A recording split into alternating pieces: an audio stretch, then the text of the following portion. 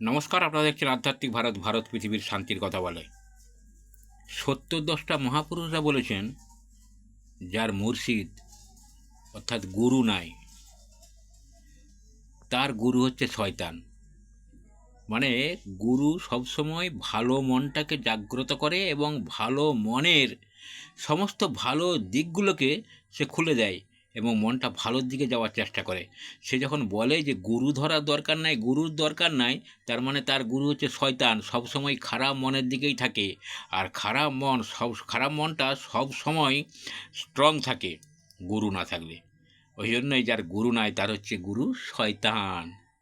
আর গুরু ছাড়া আধ্যাত্মিক পথ চলা মানে অন্ধকারে ছুরি চালানো।